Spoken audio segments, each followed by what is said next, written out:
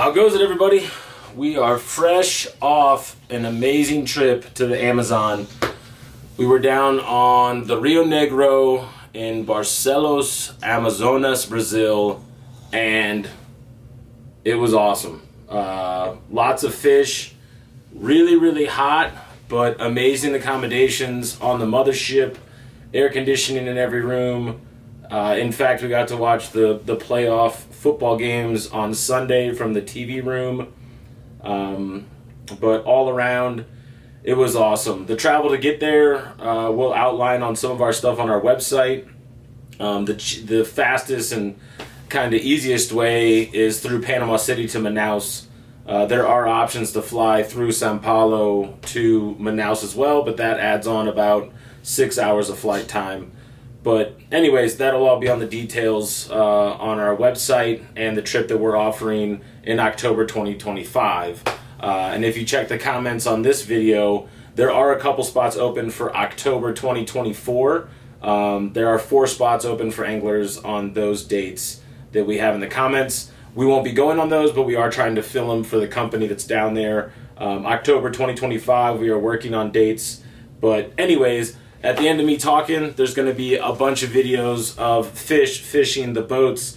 The whole deal is kind of video recap. But per usual, I just wanted to talk to you guys about how it went. We got in. It goes Tuesday to Tuesday on the trip. Tuesday, you get flown from Manaus to Barcelos or Manaus to the Canama River, depending on what you're fishing. We were on the Rio Negro because the Canama was at a high water level, so it's harder to fish.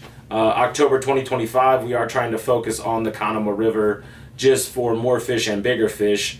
But my best day down there was 44 peacocks in a day. The biggest fish that I was able to put in the net was 14.5 pounds. Plenty of 10-pounders, a bunch of 12-pounders. A lot of fish in between that 5 and 10 aspect, and just a ton of fish all the time on the fly. I was fishing streamers pretty much the whole time.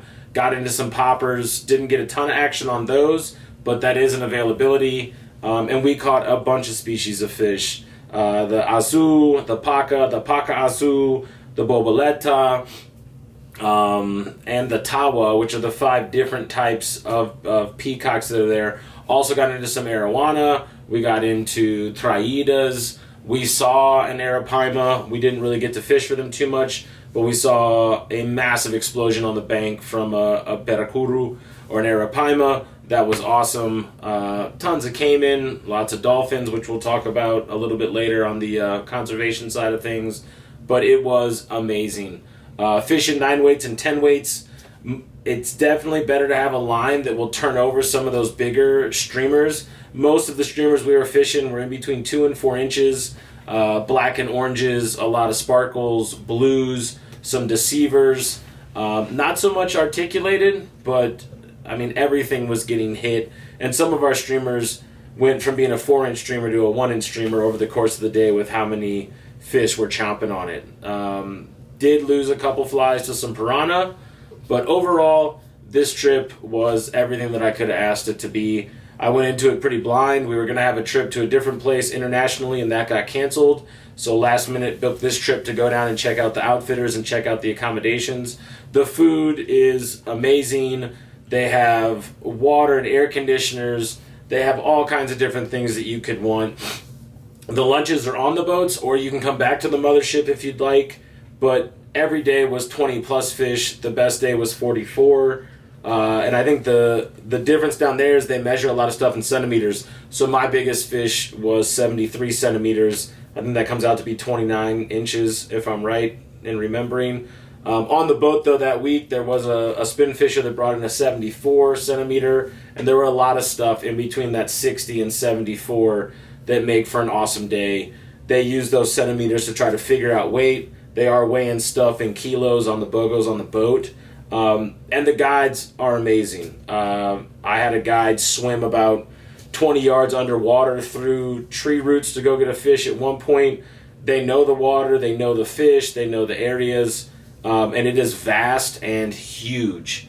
Some mornings we were 30 minutes away from the boat to start, and then it would be an hour ride back to the boat. And then some other days it was an hour in the morning and getting all over the place. And the cool thing about the mothership, I guess, instead of lodges, is that you're at the fishing grounds all the time. So we jumped on the boat Monday night, and they drove 8 hours through the night while we slept. We woke up in a whole new area, was able to fish. During that day, the boat moved another 3 or 4 hours upriver while we were fishing up the river. Got back to the mothership the next morning. You're back out in a new zone, and it's kind of an out and back work with the mothership. They had a luau on a sandbar for us one night with a bunch of steaks and pork and everything else. You'll see that in the video to follow. But, you know, I got to give a massive shout out. The guides, the staff on the boat, the outfitter, letting us know what it was going to be like, letting us know how the fishing was going to be, whether it's good or bad. You know, the water temperature, they want it to be around 85 to 87. Some days it's 80, some days it's 87. They let you know how that's working. And these fish are powerful and aggressive and an awesome fight. They're not really giving up just to come to the boat. Like some people, you know, the peacock bass name, I think the bass is a little bit off. They're not like largemouth bass and smallmouth bass. They're African cichlids, and they hammer fish. And once you get into them, it is awesome. The 12-pounders and 14-pounders that I put on a 10-weight made the 10-weight feel like a 5-weight. Double hauling streamers all day. Definitely casting into a bunch of deep cover, bushes, trees, overhangs, downed logs. You just got to be ready for a long day of double hauling and getting caught in some stuff. But every time we got caught, you know, we were getting flies out. I lost 2 flies in the whole week, and I think it was something like 190 something fish that I boated in the 7 days. So there's the short recap. You're going to see the video. Check the comments. October 2024, they do have some spots open. The pricing is amazing for this trip. I know you're already thinking it's going to be expensive. For this year, it's $58.50 for everything. The only thing you have to do outside of that is your international flight. The flight from Manaus to the boat, the hotel in Manaus before and after, the flights, all the food, staying on the motherships, the guide, everything. $58.50 for a week on a mothership in the Amazon rainforest, fishing some amazing waters.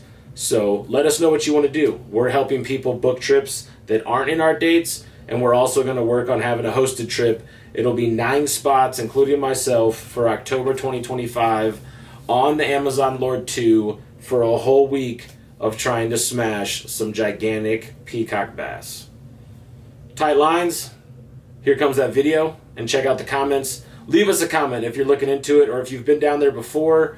We have all kinds of information that'll be on the website about the gear to use, the flies to have, and anything else that are details about it. So I'm stoked. A new destination for you guys and an unbelievable trip. I can't wait to get a bunch of you guys down there.